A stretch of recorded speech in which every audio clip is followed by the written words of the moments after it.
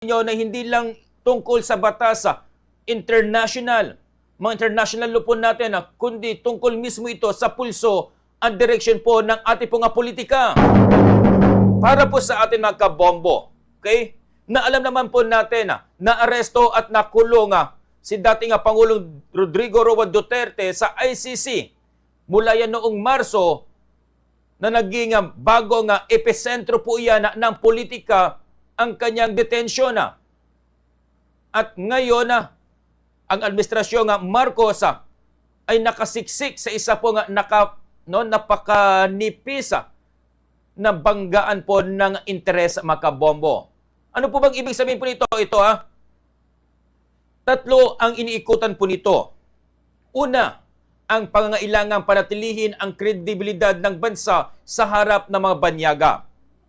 Pangalawa, ang pangangailangang pamahalaan, ang pangangailangang pamahalaan ang galit o simpatsya ng publiko.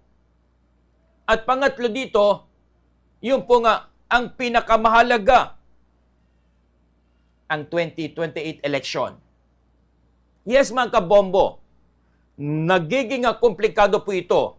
Kasi tingnan po natin ngayon, walang malinaw na manok si Pangulong Marcos para po sa kanya sa hahalili po sa kanya. Of course, andyan po si Speaker Martin Romualdez, ang kanya pong pinsan, na halos hindi ramdam ng publiko, kundi ito po ay sinusumpa. Diba?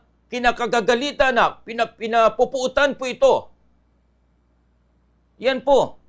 Samantalang kahit ilang impeachment at kaso, ang isang palaban naman po kay Vice President Sara Duterte, nangunguna pa rin po siya sa mga survey. Ibig sabihin, buhay ang tinatawag po natin na Dutertismo. At iyon ang pinakamalaking banta sa mga Marcos. Di ba? Nakikita po niyo yan, Dahil alam po natin mga kabombo, kaya napakalaki ng epekto kung sakaling pumanaw si dating Pangulong Duterte sa kustudiyan ng ICC sa ibang bansa.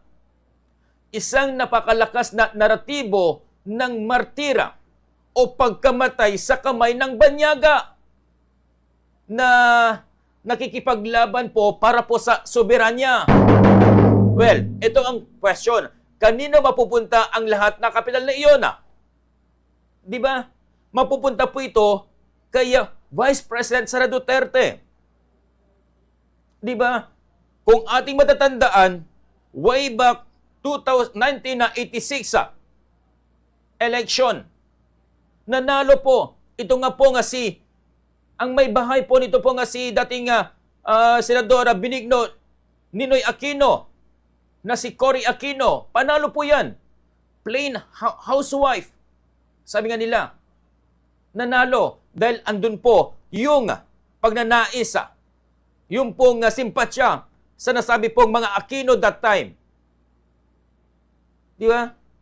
Tingnan po ninyo, kung magiging martir or kung wag naman po sana na ito po ay mamatay po doon sa ICC, itong si dating Pangulong Duterte, panalo na. Ito naman po si VP Sara Duterte.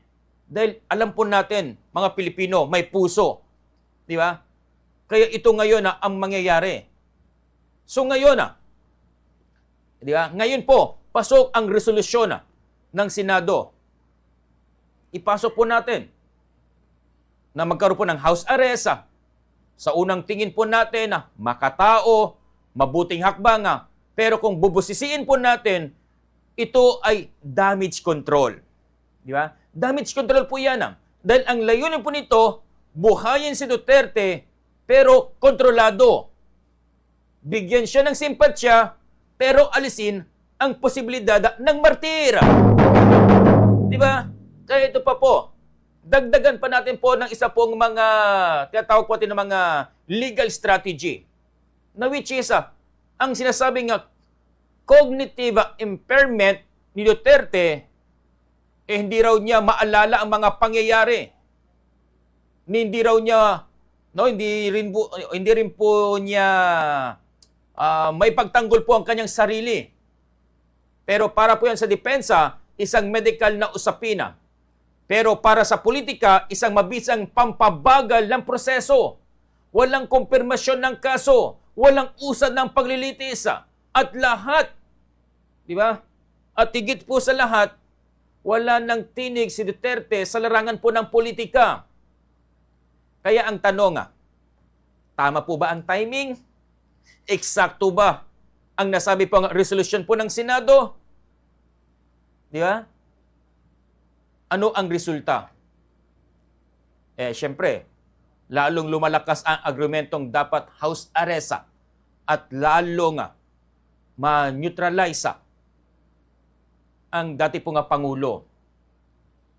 Kaya, sa ating pong mga kababayan naman po, ito ay malinaw na hindi na manlalaro si Duterte sa politika. Na alam naman po natin na siya po ang inihalal po ng mayor sa Davao City.